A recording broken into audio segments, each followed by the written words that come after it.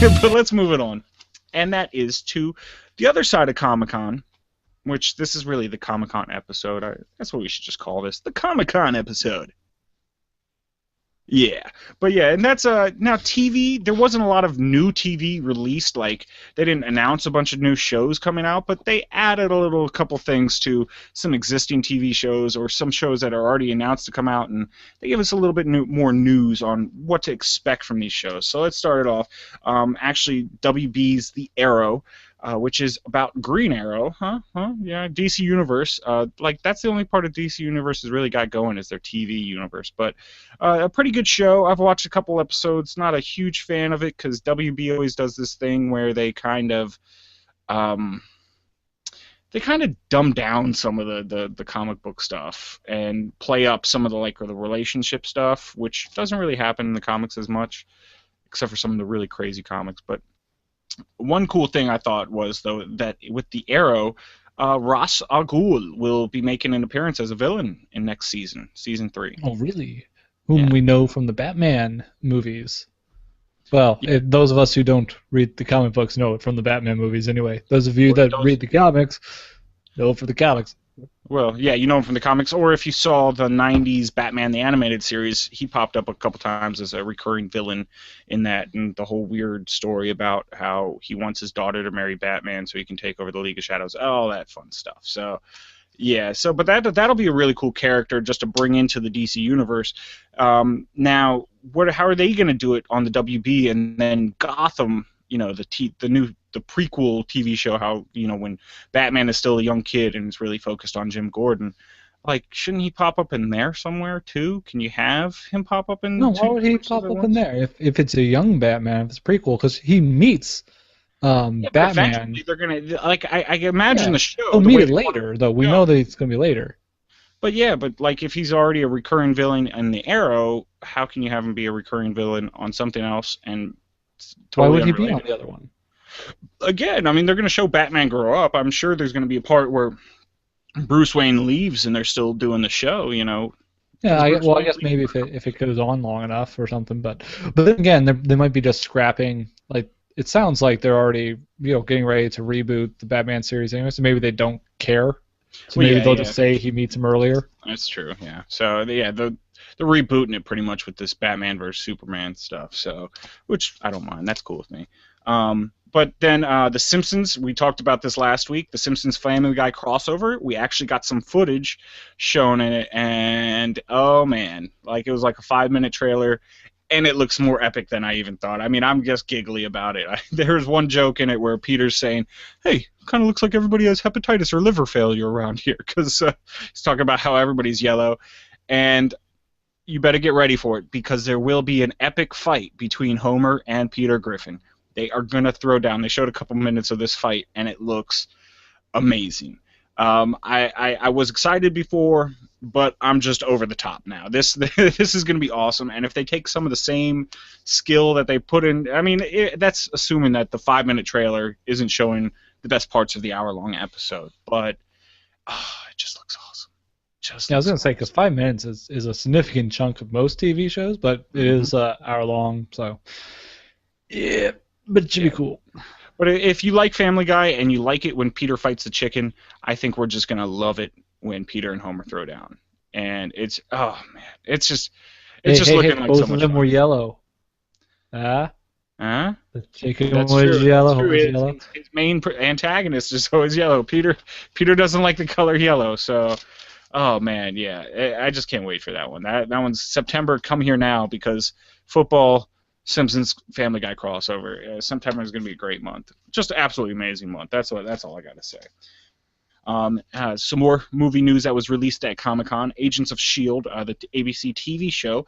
Actually, they're bringing in a new character. They're going to have Lucy Lawless. We all know her from the Xena Warrior Princess. She was also in Spartacus the first season, and probably I think she was in the second season too. That Starz TV show. She's actually going to play the role of a veteran S.H.I.E.L.D. agent, so that'll be pretty interesting there. Maybe they'll give her her little circle thing. I mean, she was good with it as Xena. Yeah, because she was throwing it and bouncing it off walls herself the actress, little known. Little known. Did all her own stunts, and they actually just recorded the actual path of that weapon. Little known. And it was That's why she sharp. was It wasn't dull. It was sharp. Yep. People But, like, died I in mean, that show. Lots People of really died. And since it was done in New Zealand, they just kind of brushed it under the rug. So they're like, nobody died here.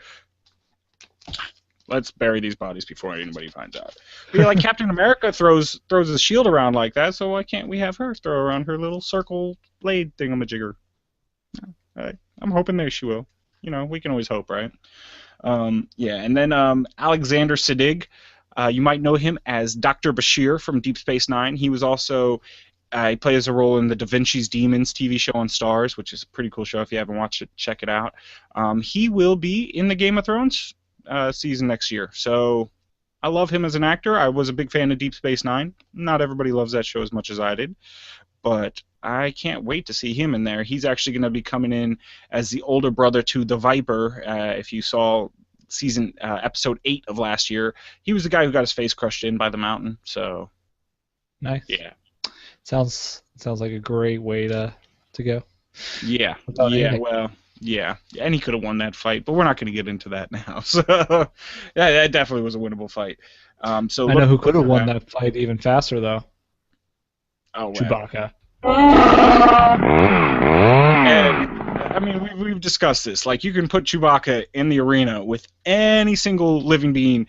Probably you could put him in the arena with every other person that's ever lived, and Chewbacca would still come out on top. So we all thank you, Chewbacca, for not destroying the world.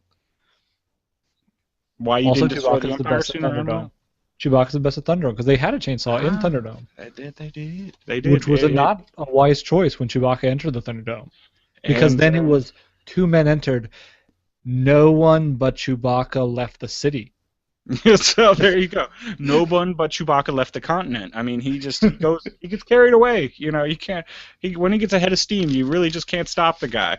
But then the last little bit of news that I thought worth mentioning from the TV world is that they were giving some teasers on The Walking Dead season 5, and apparently we're going to be introduced to a band of cannibals. So I kind of figured that would happen eventually, because if the zombies run out of people to eat, imagine they're going to eat the animals. I mean, that makes sense, right?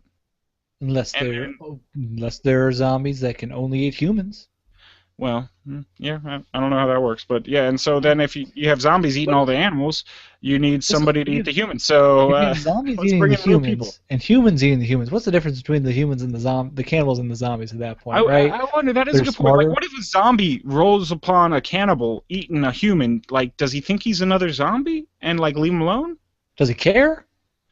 Does Maybe he eat other tries to eat 'em zombies? anyway. Do zombies eat zombies? Well, I've never seen zombies eat zombies. Like, they always have some way of knowing that they can't eat each other. And I think in The Walking Dead season 1, they actually covered themselves with a bunch of like zombie blood and stuff, and they're able to walk through the zombies. So maybe if you are covered with like human flesh, decrepit human flesh, that's all you need to do to. Your zombie repellent. They'll just ignore you after that. Maybe. Or maybe if you covered a zombie in regular human blood, then all the other zombies will go after it. If you'd like to steal our ideas, let us know at Words from My Face on Twitter. Yeah, I mean, I think we've come up with at least 36 movies on this show, so if you want any of them, we'll lease them to you, those ideas. You know, we're fair. Just a couple $1 million each for each movie you make, each decade. Okay, just give us $100 million. It's all yours. The whole catalog. The whole catalog. Okay. Yeah, I mean, hey, we're not done yet, so stay tuned. We've already got what? Bears and Ferraris against gargoyles on elephants. On elephants, yeah. And then we had another one. Monkeys on hippos. Gorillas on hippos. Yeah, gorillas on hippos. It was a triple fight. That, and then all we need to do is really come up with 2 more animals riding other animals or vehicles, and then that can be the Words from My Face Battle of the 5 Armies.